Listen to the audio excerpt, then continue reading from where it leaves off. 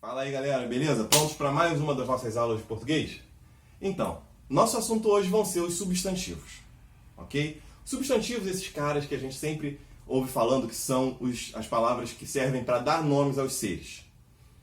E então a gente vai dar alguma esclarecida com relação a esse assunto.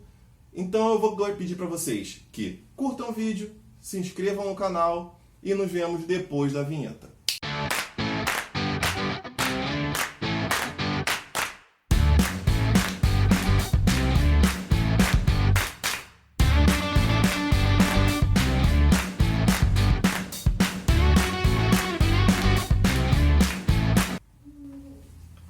Fala aí, galera, beleza? Voltamos agora para falar um pouco sobre os substantivos. O que são os substantivos? Como eu disse antes da vinheta, eles são os termos que servem para nomear os seres. Mas o que são seres? Eles podem ser objetos, pessoas, fenômenos, lugares, sentimentos, estados, qualidades, ações. Podem ser o nome de qualquer coisa. Então eu posso dar como exemplo computador, mulher, chuva, Brasil, amor, alegria, bondade, ações, caminhada, em que eu posso associar a cada um desses elementos. Perfeito? Mas aí eles têm algumas particularidades, que aí são as classificações, que é o que complica um pouco com relação ao estudo dos substantivos. Com relação à abrangência deles. O que é abrangência? A abrangência é aquele elemento, a especificidade do termo.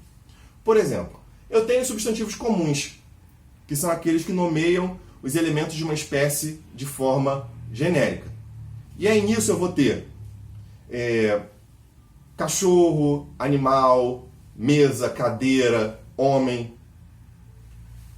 E eu tenho, por outro lado, os substantivos próprios, que são aqueles que vão denominar um elemento específico dentro desse grupo.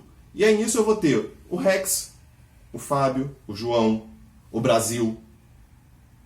Certo? Então, essa é basicamente a função do substantivo. Ele nomeia as coisas e ele pode ser comum se ele nomear um grande grupo de elementos, ou próprio se ele nomear um elemento específico dentro desse grupo. Quanto ao tipo de existência do substantivo, parece uma coisa bem filosófica assim, mas não tem nada de tão filosófico. Ele pode ser concreto ou abstrato. Como assim? Os substantivos concretos, eles existem, quer você queira ou não. Independente de você acreditar nele ou não, de você querer que ele exista ou não, eles existem independentemente de outros seres. Por exemplo, a televisão, o carro, a mulher, uma lhama, um cachorro. Tudo isso existe, mesmo que você não acredite ou mesmo que você não queira acreditar. E ele não depende da sua existência para poder estar ali. Já os substantivos abstratos dependem de algum outro ser para se manifestar. Por exemplo, amor. Para o amor existir, precisa de alguém que ame. Para a amizade existir, precisa de alguém que sinta essa amizade. Para a beleza existir, precisa de alguém, de algum elemento para ser belo e de alguém que ache essa beleza relevante. E a viagem, para a viagem existir, alguém precisa viajar. Certo? Eu acho que não tem muito segredo também com essa parte dos concretos e abstratos. É só a gente pensar que, de um lado, os elementos são independentes e do outro eles dependem de outro ser para existirem. Mas aí nós temos também os substantivos coletivos, que são aqueles que se referem a um grupo de determinados seres. Por exemplo, se eu tenho um grupo de abelhas, eu vou ter um enxame. Se eu tenho um grupo de peixes, eu vou ter um cardume. Mas uma coisa que precisa ficar clara é que, apesar de eles se referirem a um grupo, eles indicam uma ideia no singular. Então eu tenho um cardume formado de vários peixes. Ok? Beleza. Quanto à formação desses substantivos, porque os substantivos são as palavras que dão nome aos elementos, eles não são os elementos. Então, esses substantivos eles são formados por outras palavras, ou não. Certo? Quando eu tenho um substantivo simples, ele é formado apenas por um radical, ou seja, homem, flor. E eu posso ter os substantivos compostos, que são formados por mais de um radical. Super-homem é formado por 2 palavras. Beija-flor é formado por 2 palavras. O conceito de radical nós vamos ver no nosso vídeo sobre formação de palavras. Mas eu acho que dá para entender mais ou menos como funciona essa diferenciação dos substantivos simples para os substantivos compostos. Perfeito?